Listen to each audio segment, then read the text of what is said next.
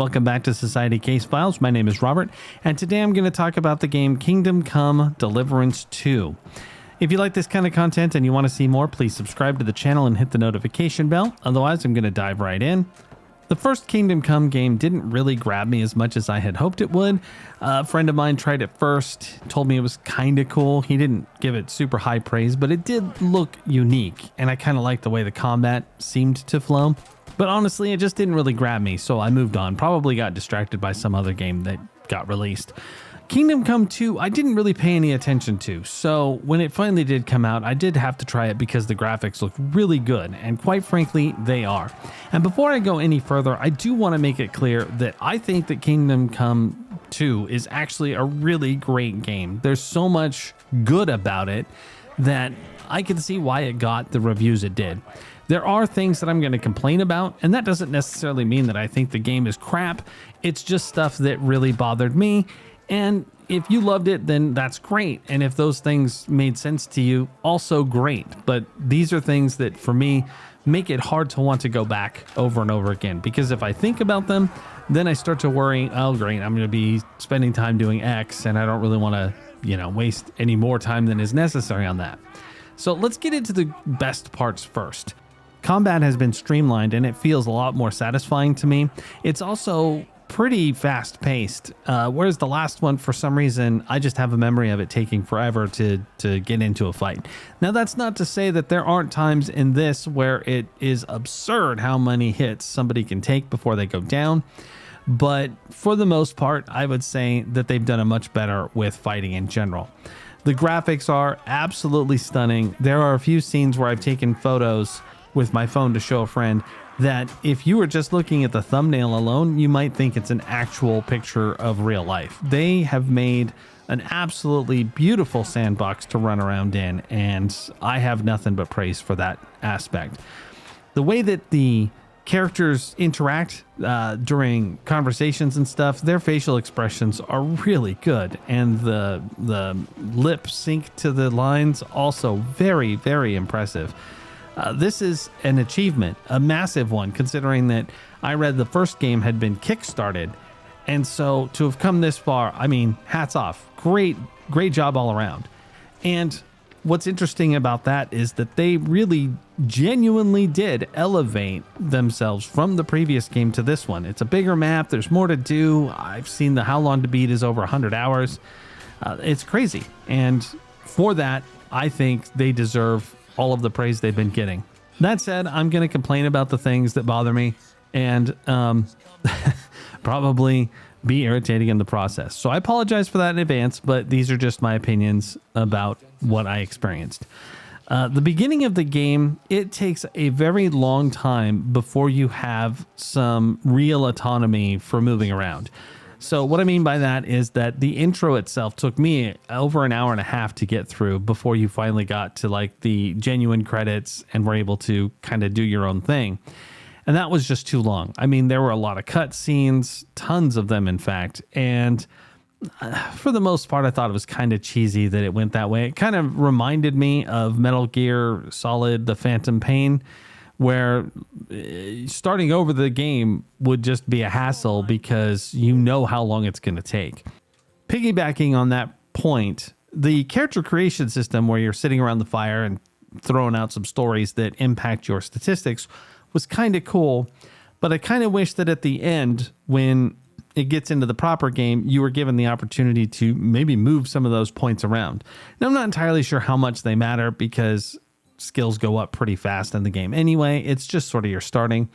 It's a pretty minor gripe, and it would really only impact you if you decided to start over. So I'm not entirely sure it's really worth being too worried about. I mean, unless you're the type of person that likes to re-roll over and over again until you get a quote unquote perfect beginning build, or you just don't like how something turns out. I think it's pretty linear, so there's not too much reason to start over once you've beat the prologue. Now, fans of the original game who put in however many hours it took to be a completionist or even just beat it were probably a little more annoyed than I was at the end of the tutorial because, of course, this has to be a game that you start off and earn your skills and everything. So if you were basically the same guy from the previous game, in other words, if you had all of the stuff that you had acquired as far as your skills and that sort of thing, then it might be a little bit too easy. But they found a way to basically knock you back down to size. And I thought it was a little bit cheesy, just because, like I say, if you've already done all that work, all of a sudden you're kind of a noob again. It could be a little annoying, especially since it is literally the same dude. But, I mean, it's a game. So ultimately, we do have to make some concessions for it to be an experience like that. Let's move into some of the systems. Now, I'm not a huge fan of crafting in just about any game. I get it in MMOs, and actually I kind of had fun with it in ESO because you could run out into the middle of the wilderness, gather what you needed, go back and actually make yourself some pretty cool gear. Eventually, of course, that becomes less important as you play. But at the very beginning, when you first start, there is a sense of accomplishment there. And Kingdom Come does add a fairly robust system for doing crafting. Unfortunately, I found it to be just a little bit too complicated to be necessary. And while the first few times of crafting potions seemed like it could be a good thing, I could see how that would become very annoying very quick. Just all the steps required to make one. It's like, come on, really, guys? What is the point? I mean, again, if you want that level of immersion and that's something cool for you, then they've got you covered. And there's many systems like that in the game that are just, in my opinion, annoying, but maybe they're more immersive for the folks who wanted that.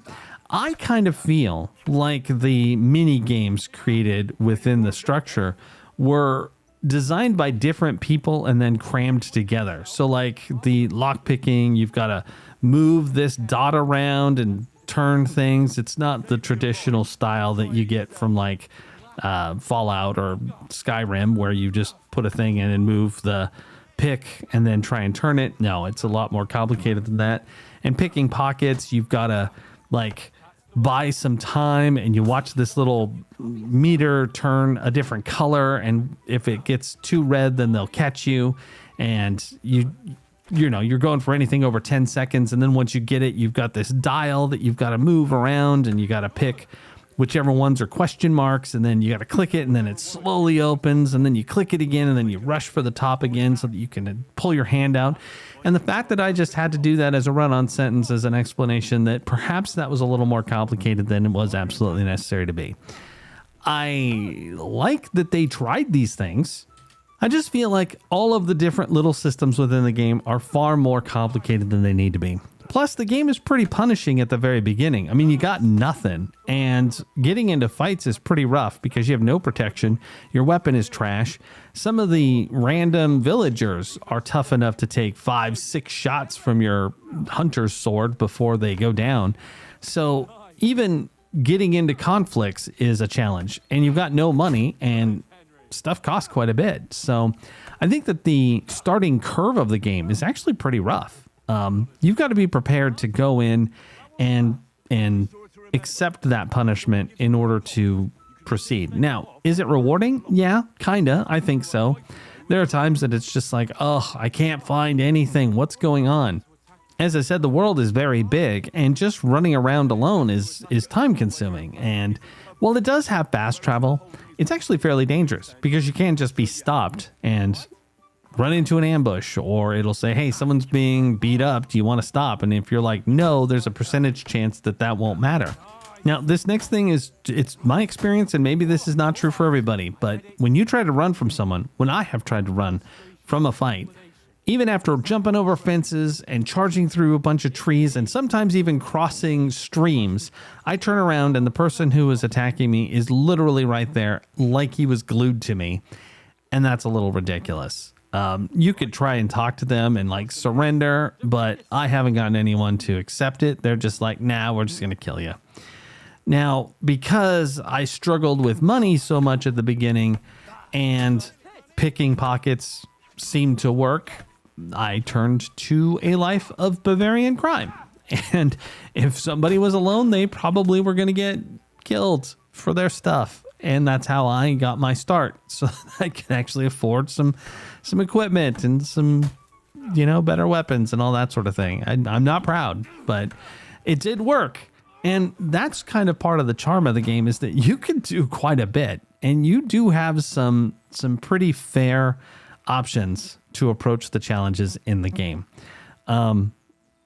It's not necessarily going to make you the best person, but I can kind of see why you would turn to crime in this game, especially early on.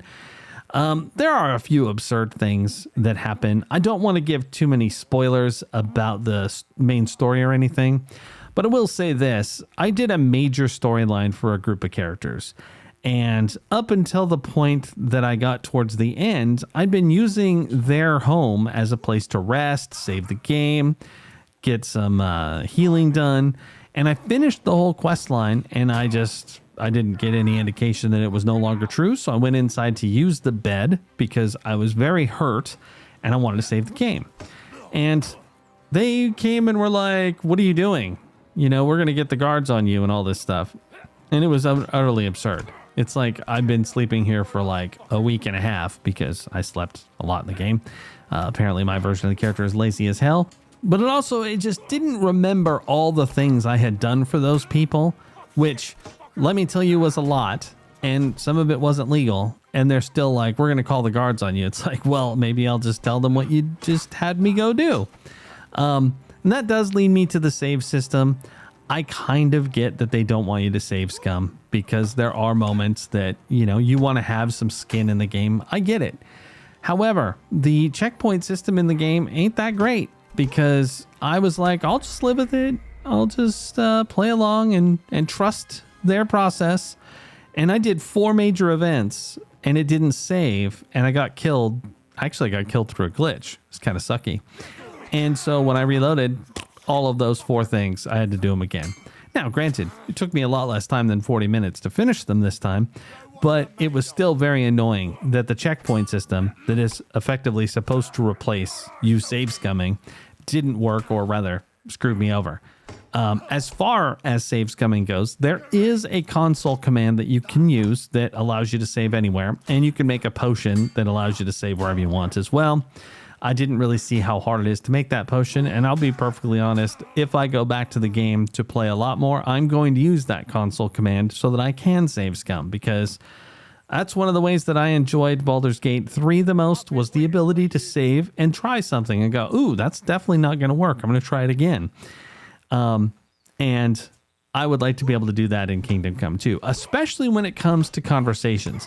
Now, I have read that regardless of what the numbers say on the screen, there are hidden reputation requirements in order to succeed when it comes to conversations, because I fail a lot in them. And if that's the case, that kind of sucks. I can't confirm or deny it. I can just say that there were times that my character made an impassioned plea that actually made perfect sense, and the person's like, "Nah, you failed." And that was just like, well, then what's the point of talking? Let me just pull out the sword and start hitting people, because if conversation is going to be an item that I can't even really ascertain my chances of success, and you don't want me to save scum, it makes it hard, because you can't make good decisions about what you're doing if you don't have all the information. And if there are hidden numbers that can impact your decisions, then that's hard to trust. And then since you can't save scum, then you're prone to waste your time. And time is valuable. I know there are games, Red Dead Redemption 2, Souls-like games, all of those that just, they're slightly punishing, or in the case of Red Dead Redemption, you're traveling a lot, just riding on your horse for 5-10 minutes straight just to get to the next destination to do something.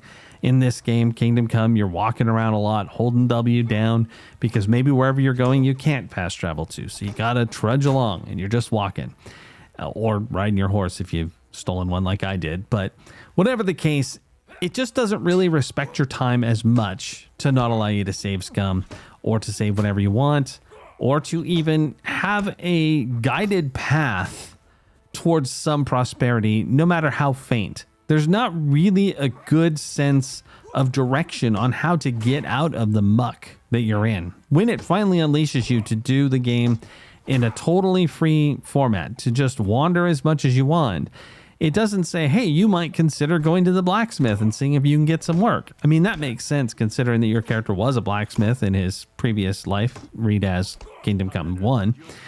But it doesn't say so, nor does it even give you an indication of where it would be anyway. So you got to kind of find it.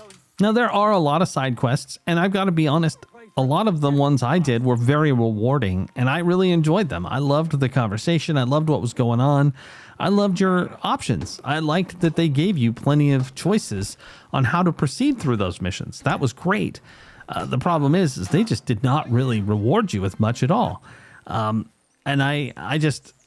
I found it difficult to get ahead in the game, which, you know, again, if it's supposed to be a hardcore simulator, which I guess in a way it is, then that works fine. And, you know, there are people who love that kind of game.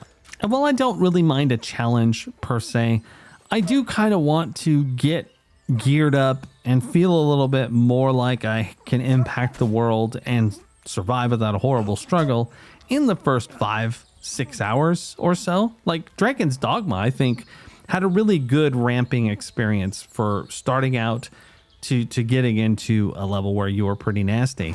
Whereas this game, it is very gradual and it takes a long time to get there. And again, I know that a lot of people love it. The reviews show so. And so my opinion on that particular part, how long it takes to gear up and all that stuff, that's definitely in the minority. People clearly wanted a game that was a little bit more involved like that.